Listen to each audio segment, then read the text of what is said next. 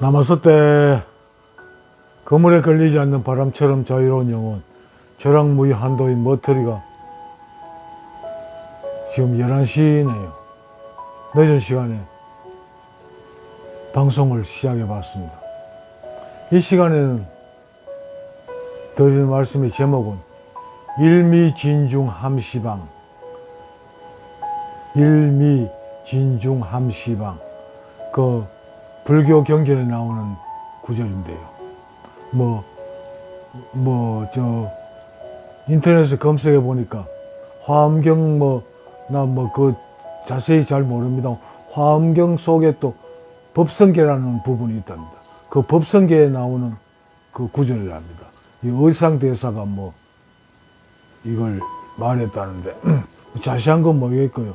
이 그대로 뜻을 해설해 보면 하나의 미시한 아주 미시한 진중 먼지 진짜 하나의 미시한 먼지 가운데에 함시방, 함 포함한다. 시방, 그러니까 이 한자어로 말하면 받침이 없어지는 경우가 많은데 십방입니다. 십방, 열방이, 그러니까 천지사방, 결국 말하면 이 우주를 시방세계라고 합니다. 그러니까 하나의 아주 미시한 먼지 속에 이 우주가 포함되어 있다, 이런 뜻입니다. 그러니까 화엄경의 내용이 맞겠네요.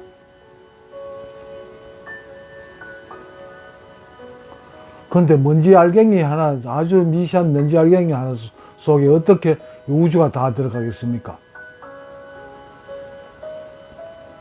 이거는 일반인들의 인식 세계로는 설명할 수가 없고 알아들을 수 없는 일이죠.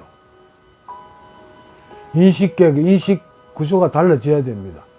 코페르니쿠스가 천동설에서 지동설로 그 구조가 인식 구조가 바뀌듯이 인식 구조 어떤 수행을 통해서 신비 체험을 통해서 인식 구조가 바뀌어야만 그래도 희미하게 고개라도 끄덕일 정도로 알아들을 수 있는 그런 게 선문답이고 불교 용어 중에 그런 게 많습니다. 여러분, 사람의 이 몸의 세포 수가 70조에서 100조개나 된다고 그러죠. 누가 시험한지는 모르겠습니다만, 어쨌든 그렇게 알려지고 있습니다. 100조개. 엄청나죠. 그런데 이 세포 하나하나 속에 있는, 세포 핵 속에 있는 DNA 속에는 그 사람의, 아니면 그 동물의, 그 식물의 그 유전자 정보가 다 담겨 있죠. 그 100조개라 그러면 먼지 알갱이 하나 정도도 안 되죠. 그보다 훨씬 더 적죠. 그 안에 그 세포 핵 속에 있는 이 DNA 속에 그 인간의, 그 식물의, 그 동물의 그 유전자 정보가 다 들어있는 겁니다. 그 희미하게나마 이거 함시방이라는 말씀을 이해하시겠습니까? 세포 한 개에 그 사람의 모든 정보가 담겨 있듯이 이 우주에 떠다니는 아주 작은 미시한 먼지 속에 이 우주의 모든 정보가 담겨 있다는 뜻입니다.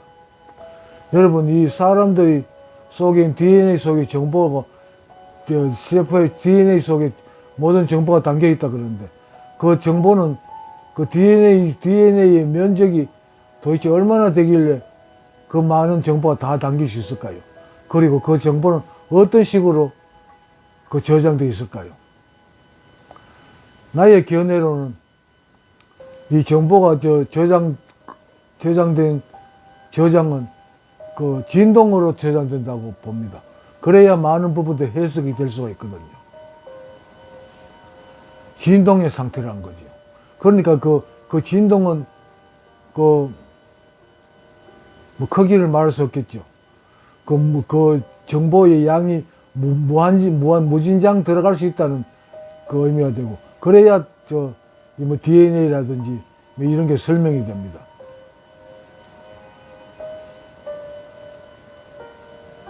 요즘 뭐 관심 있으신 분들만 아실 건데, 이 우주는 살아있는 유기체다라는 유기체론을 물리학자들이 말하는 우주 유기체론을 들어보신 적 있습니까?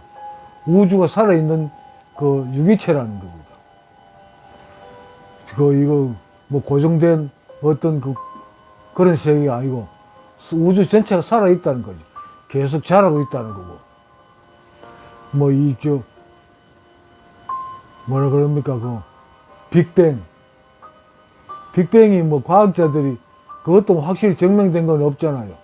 어쨌든 누군가가 그 이론을 발표했고, 그걸 이제 어떤 몇몇 사람들이 동의하는 사람들이 증명해가고 나가고 있는 중이죠. 난 이게 빅뱅이 불교 이론이나 동양사상에서 말하는 한물건에서 모든 게 출발했다. 천부경의 이론이 그렇잖아요. 난 아마 그게 빅뱅 이론이 아마 기초가 될 겁니다. 거기에서 나왔을 거예요.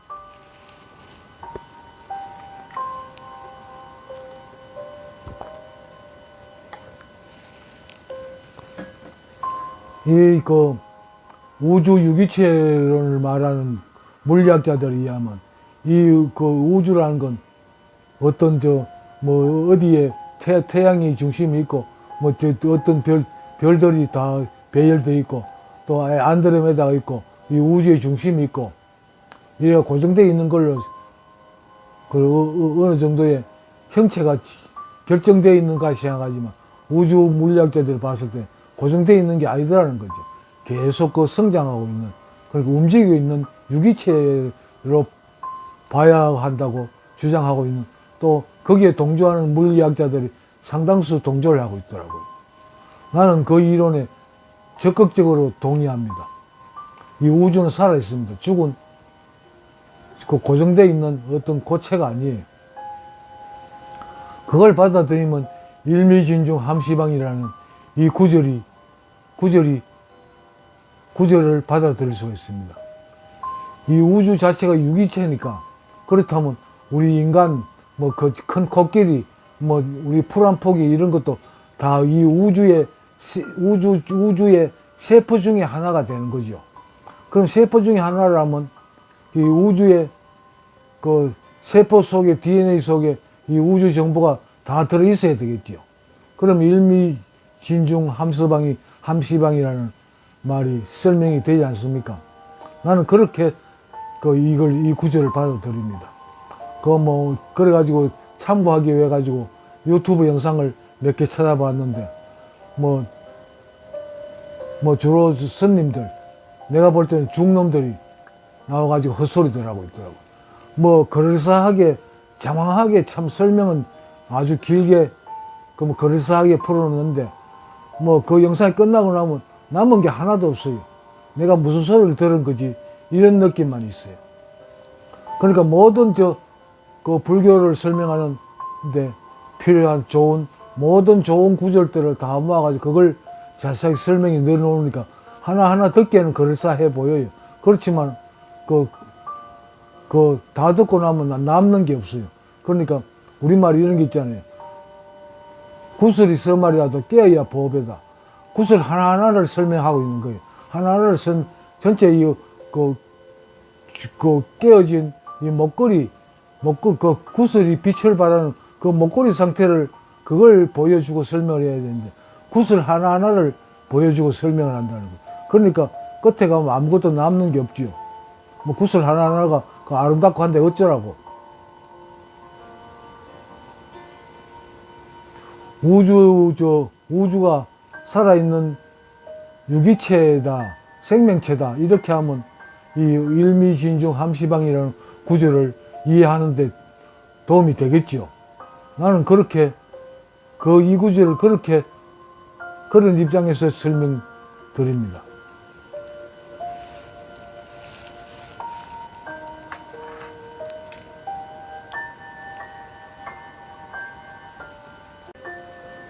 명상을 수련하고 또 참선하는 사람들이 말하는 게 왜 명상을 하느냐 그러면 하는 목적이 우주와 하나가 되기 위해서 하나 되는 상태를 추구한다고 말입니다.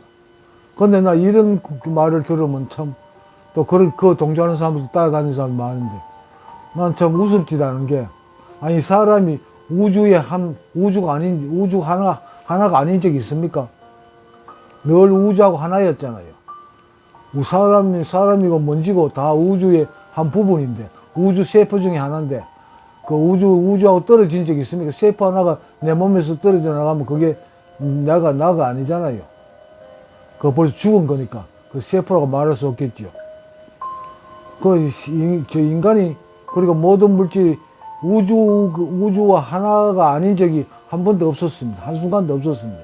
하나이기 때문에 그 인간의 세포가 살아있는 건 인간 자체가 살아있기 때문에 세포 하나하나가 살아있는 거죠.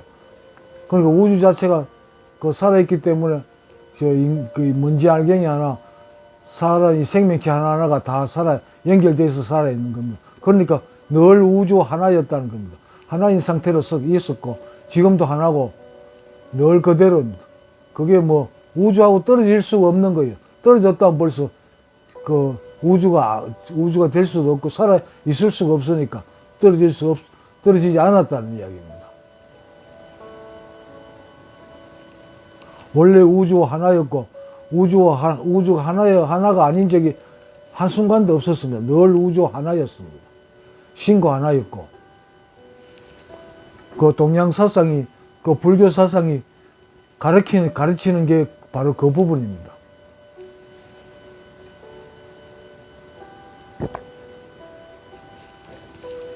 이 우주 전체가 하나로 연결되어 있다는 게 그게 동양 사상의 핵심이고 불교 사상의 요체지요.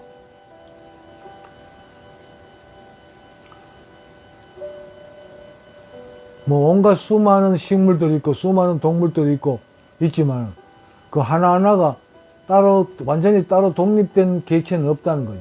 다 연결돼서 존재한다는 겁니다.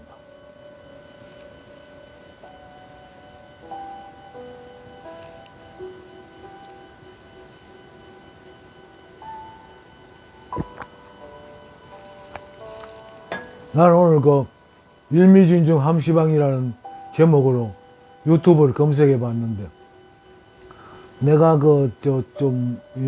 인정하는 종범선님이 강의하는 일미진중 함시방이 있더라고. 나 그것도 들어보고 몇 개 더 들어봤는데 그 내용은 다 뭐 비슷비슷합니다. 한데 결국은 알맹이가 없는 설명이더라고. 온갖 불교 경전의 구절들을 다 동원해 가지고 강의를 하는데 뭐가 끝에 다 듣고 나면 뭐가 뭔지 모르는 헷갈리는 그런 상태로 만들더라고요. 나는 이거 불교 경전 뭐 성과기감이라든지 뭐 여러 가지 경전을 공부할 때 그 종범선님이나 통광선님이라고 있습니다. 눈썹이 흰 선님. 그 선님의 그 강의를 주로 참고를 많이 하고 있는데 이 보면 종범선님이나 통광선님이나 이분들은 참 이 한학을 공부했던 분들이에요. 그래가지고 참 이거 문화의 한자에 대한 이해력이 굉장히 높습니다. 그래서 한자와 연결된 그 뭐 경전을 공부할 때는 이분들의 그 강의를 참고하시면 많은 도움이 될 겁니다. 그리고 우리나라에 그 이름 있는 스님들 거의 대부분 다 한학을 공부한 사람들이죠. 서산대사, 사명대사 다 양반 집안에서 태어나가지고 어릴 때부터 한학을 공부해가지고 그 조선시대에 한학을 공부했다면 성리학을 공부한 거고 이 성리학이란 건 그 불교와 도교의 사상이 합해진 사상입니다. 그러니까 그 믹스된 사상이죠. 그러니까 굉장히 이론상으로는 이 동양 철학을 아주 잘 정리가 된 사상이 성리학이라고 난 그렇게 받아들이고 있습니다. 그러니까 모든 저 스님들뿐 아니라 많은 스님들 다 그렇죠. 특히 그 타너 스님의 스승이었다는 하남 스님, 타너 스님, 이런 분들 다 그 양반 집안에서 태어나가지고 어릴 때부터 한학을 공부한 사람들입니다. 그러니까 한학이나 뭐 성리학을 공부한 분들입니다. 그러니까 타너 스님 이런 그 하남 스님은 우리나라 불교계에서나 뭐 우리 사상계에서 인정하는 스님이고 뭐 선성이라고 말하는데 내가 볼 때는 이분들은 선성이 아닙니다. 그냥 교성이에요. 이론으로 불교를 해서는 그러니까 성리학을 통해서 그 성리학을 통해서 불교를 이해한 사람들 나 이렇게 받아들입니다. 성철 스님도 거기에 포함되고요. 그 중에서도 이름이 많이 언급되는 나는 경허 스님만은 이런 스님들하고 다른 부류의 스님이라고 나는 받아들이고 있습니다.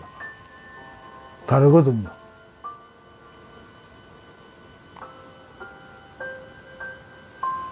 이 우주에 있는 말할 수도 없이 많은 그 물질 그러니까 생명 생물 무생물 생명 다 해가지고 그 많은 것들이 그러니까 제법 불교에서 뭐 제법이죠. 불교에서 법이라는 건 한자어에서 법이라는 건 어떤 것이라는 뜻으로 받아들입니다. 그러니까 제법이라면 모두 제자 법 모든 것 이런 뜻이 되는 겁니다. 그런 모든 것들이 우주에 조금이라도 도움이 될 겁니다.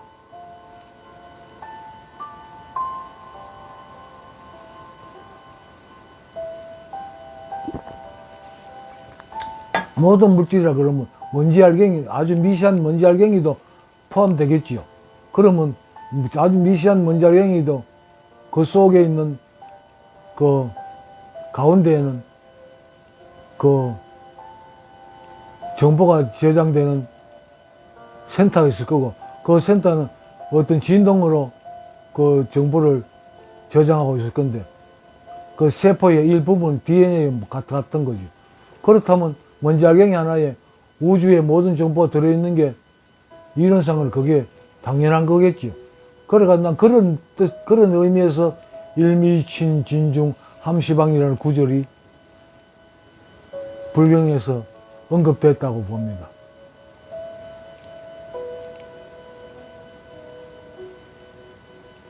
그러면 이런 뜻이 어떻게 됐든 간에 내가 늘 말씀드립니다만 어쨌든 이 머리로 이해하려고 하지 마시고 어떤 수행이든 수행을 통해서 한번 공의 세계를 한번 체험하세요. 그래야만이 어떤 그 불경이나 어떤 철학이나 사상의 경전을 공부할 때 받아들이는데 차원이 다릅니다. 이해력이 다르다는 거죠. 인식 구조가 달라져야 됩니다. 어떤 체험을 함으로써.